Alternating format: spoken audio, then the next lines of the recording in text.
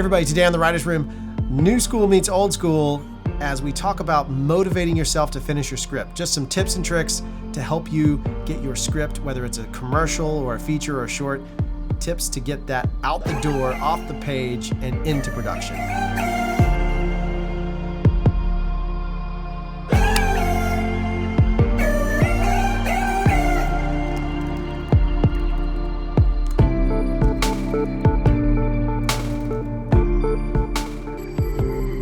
In the intro, today we're sitting down to kind of talk about writing, whether it's for a short film, a commercial, or a narrative, a feature, whatever it might be. We're just kind of discussing writing. And so what I thought would be interesting is to kind of take an old crusty writer and then a newborn, fresh baby writer, young writer, someone who's been writing for a long time but is stepping into the film side of it, just to kind of compare and contrast the ways that we kind of approach writing, because I think one of the key elements of writing is, at least for me, has been schedule. So we're going to kind of talk back and forth. We'll throw it to the lens as much as we can.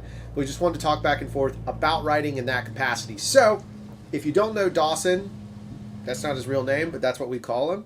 Dawson is our apprentice.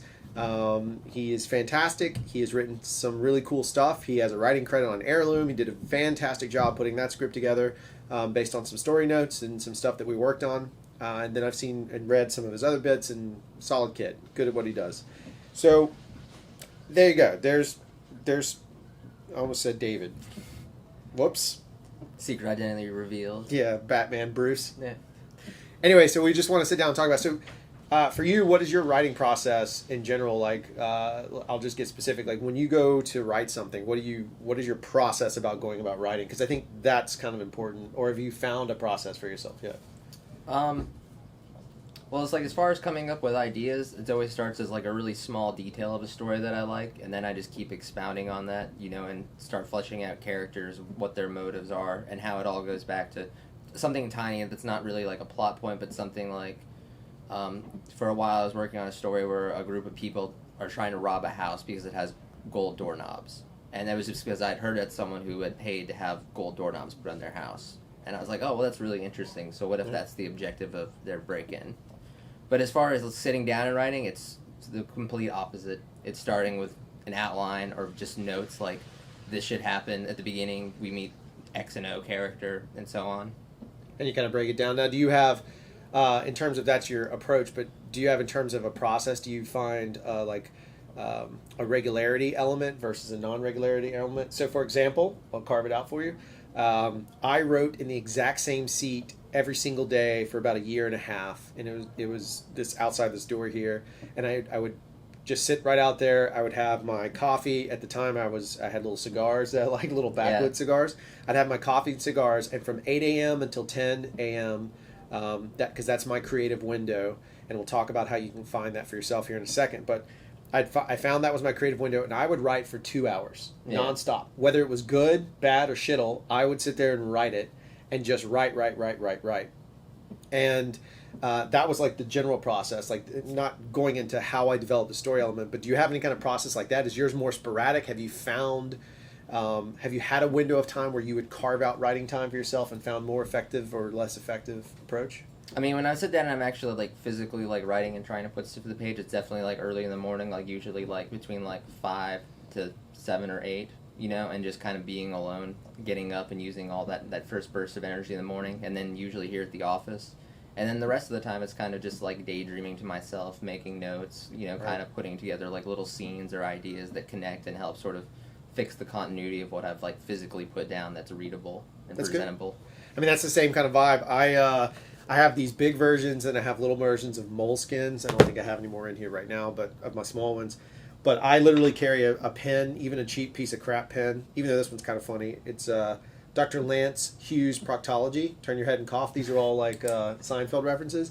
I carry that cheap little pen with me, and I just constantly make notes, because once I start onto a script, I have found that though I may stop screenwriting, the ideas are always there, and I want to, like, it just pops up and pops into my head and kind of flows that way. So I'm with you. I daydream about it, and I keep going. I get a lot of inspiration, weirdly, in the shower. Those are the times that, like, I'll actually have character dialogue scenes in the shower out loud. I don't sing in the shower. I literally act out sequences.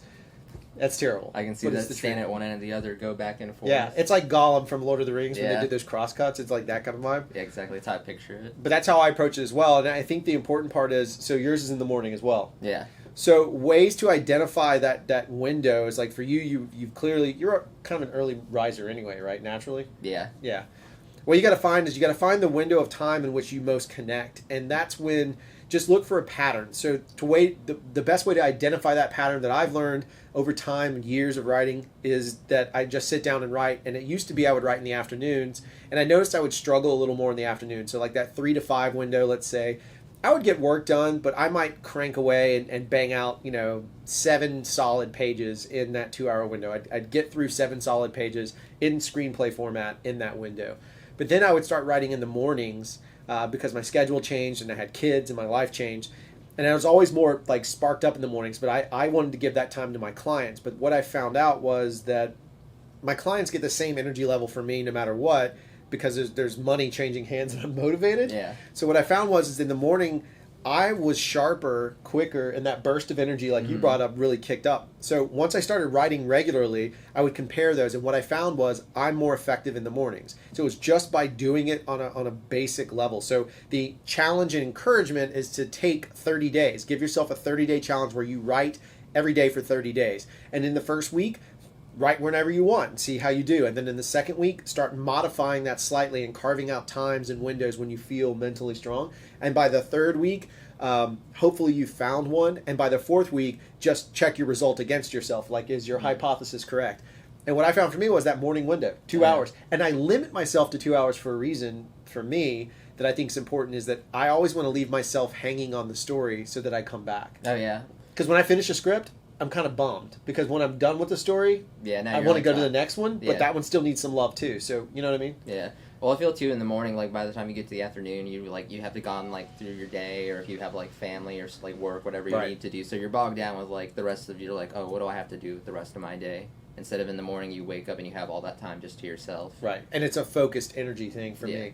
Not saying the morning's best. I have a buddy that is most effective. Literally, he timed his out, did the exact same process, but his is he does graphic work. And his graphic work, that dude slays it from about 10 p.m. till midnight. That is his window. For some reason, his brain unlocks at that time period. But he found it by repetition, by doing it enough to realize that his work day is good, but if he really wants to amp it up, he's from 10 till midnight, he's super effective. And I think it's a major life hack that can change everything you want to do. We're focusing on writing, but it can apply to anything where you really want to put 110% of your focus on it. Yeah, is find that window. Any sort of like major practice. Anything. Exactly. And then it becomes muscle memory.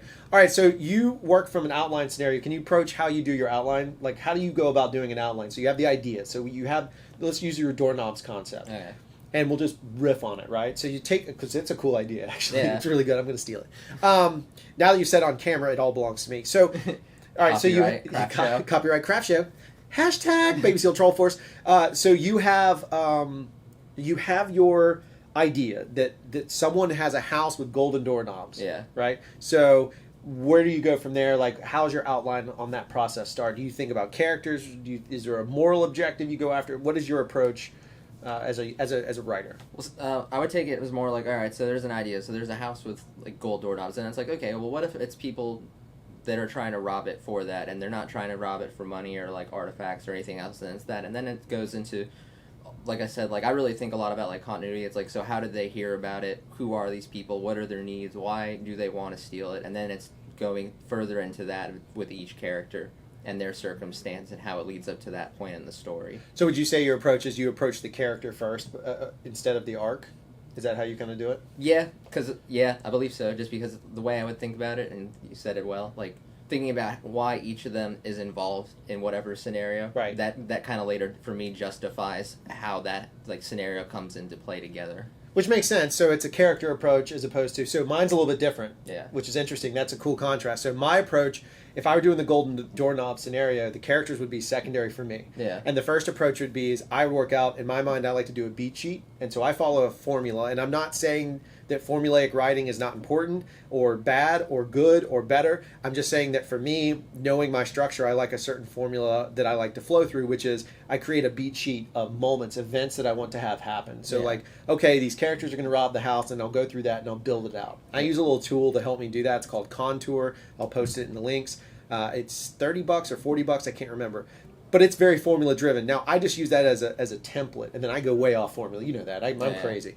But I use that and build it out. And then what I find is the characters start to come to life in that, but I get that first initial really overarching sketch of here's the beats, here's what I want to have happen in my story arc. And then I go back, and once I start writing, so because the way this template system works, it's like simple beats and then complex beats. When I get to complex beats, that's when the characters start to come alive, and I start to think about people I know. Yeah. One of the things that I've gotten a lot of credit for and people like about some of my stuff is my dialogue. And it's hard to write dialogue on a page. You can't put you can't tell the actor how to say it because that's their job. And you don't want to bog it down with like notes. Like exactly. He said this like really. Unless you're Shane Black, and then you have all the freedom in the world. But what I found to do with that is shift it into this zero focus of like, okay, cool, here's the notes, here's the beats. Yeah. And then I start pulling from people I know. So it's like, I know a lot about David, not a ton, but I know enough that I could like base a character on David Dawson. I could base a character. I could base a character on Jeff the Beard. I could base character elements, and I start pulling from those of people I know. Yeah. And then they start to come alive a little bit, and I try and give them all a little quirk. Yeah, and the real reality of a character. Right, and then the reality starts to grow in, and then I go forward from there. That's my approach. Yeah. So I go arc first, and you go character first, which there's no wrong way to do it because your arc is going to come from your characters. I mean, there's definitely an advantage to each of them, but the definite advantage over writing arc first is that it's nice to know when you go to sit down and write the script, you know what's going to happen and where you're going to move. You know. And that's just that comes from practice of expediting. Does that mean I live to that arc forever? No. But it at least gives me a path. That's just from expediting. From having done it for so many years that way. It just worked into my favor in that space. All right, so that's kind of how we approach a character and arc to define the story. And then the last portion of it that I want to touch on this, and we'll have Dawson back on and let you guys ask questions. Throw them in the comments. When you are tasked, because I know I've thrown it to you a couple ways, what happens if it's a story that is not directly created in your brain? So like Heirloom is an example. Yeah. You and I teamed up on it, but I gave you the initial notes. And that would be the same as if we were doing a commercial, if you're working as a creative director or an art director, or you're writing copy for... Yeah. So if someone comes to you with those notes, what do you do inside of it if the story structure or the concept is already there? Like, hey, we have to tell a story. I want to be post-apocalyptic. I don't want to have zombies. You know, we threw kind of notes back. How do you approach it from that angle? I mean, I think Heirloom's a good example because it's actually a lot easier when someone kind of tells you the parameters of the story. So instead of you trying to set up your own boundaries and try to figure out like what world you're developing, you kind of already have the walls, and then you get to do all the fun stuff. You get to decorate it, like you get to do the dialogue and the characters and kind of like what happens. So I think it's a lot easier just because, like I said, you don't have to go and try to define your limits. It's someone's like, all right, well, here, do this, and then like you get to cherry pick all the smaller details and what makes the story move through. Which is a great note because it's the same kind of approach I have as well too. That's not what makes a great note. What makes a great note is your point is very, very well said. For me, like on commercial copy or on Heirloom, there are conditions to that particular project, for example, because it was, if you think about it, it's a brand film. So I knew that we had to have certain scenes, certain shots, certain elements that were going to show detail because that's one of the requirements Panasonic had, who was our client essentially. So I knew that how do we do that? And they wanted to be an anamorphic, so we had to set the stage of the worlds. So the notes I gave to you were all like creative notes to box those pieces in and take that off your weight, which is nice when you're working in the copy side. Yeah. Right? But the other side of it is we had to be very conscious. So even some of the notes we had back and forth, like the original intro of that script was not him dancing. Yeah. It was originally a field, right? We had this like kid running through a field because we wanted a big vista shot. I think is how we wanted to open. Yeah, it was a lot. The opening was a lot more detailed. It was a lot more like back and forth chronologically in the story. Right. And we ended up getting like rid of a lot of like smaller characters that were like nice touches, but not necessarily like the meat and bones of the story. You know.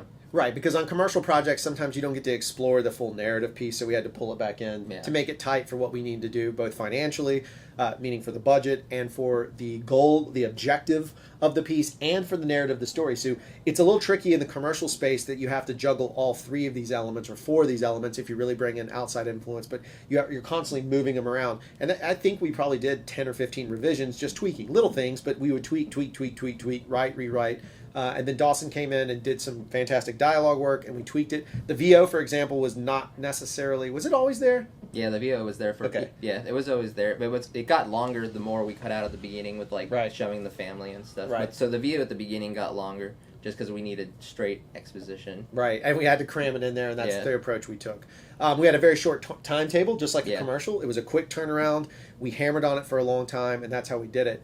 So there's just some kind of ideas. Like, we're going to keep exploring this topic. So if you're a writer, or you're an aspiring screenwriter, or you're a creative guy or gal that's working on copy for commercial work, just try and find your rhythm. Like, find that space where you're most effective, and really just give yourself that time. You're getting paid to do it. Whether you're getting paid now as a professional and you've already gotten paychecks, or you're going to get paid in the future when you sell the script, just think about your time being dedicated to that. So maximizing and focusing that time is the best possible way you can do it. That's what I would say to it. Do you have anything you would throw to a writer now that you've done some stuff for pay? Like, do you have any thoughts on? Be very accepting of changing whatever you've written, and like what we were talking about a second ago with having like the notes, like doing something for Panasonic where it was like it was a product, advertisement. It was like they wanted to show off like how good their lens was, having those notes in place, and we always went back to those too when rewriting stuff. So as long as you have some sort of like anchor grounding, like some goal you can accomplish with whatever story, even if it's a character you really are invested in, right, always be like ready to change. That's it. And then make sure that the investment you put into your script is also benefiting you from a passion standpoint. Sometimes you're not passionate about it, but make sure that you know that that's going to outlie somewhere else. Like, if your passion's not 100% in this project, know that it's going to lead you to another project. Use a writing experiment like a tool. Use something like a format change. Layout in a script is very important. Use those advantages to test and hone a skill that you can use later on to your advantage. And that's one of the other bigger tips I could ever give in that space. Cool. Well, thanks for watching. Don't forget to like, subscribe, share. Yep, this is the Writer's Room. It's pretty simple, straightforward. But if you are growing and you want to continue to grow, don't forget to hang out. If you have any questions, throw them in the comments. Hit an @Dawson. Throw them in there. We will answer them. And frankly, give us some more questions and we'll bring up more topics. What are you trying to do as a writer? What are you trying to achieve as a creative? And I guess that'll do it. Fair enough? Sounds good. Bye.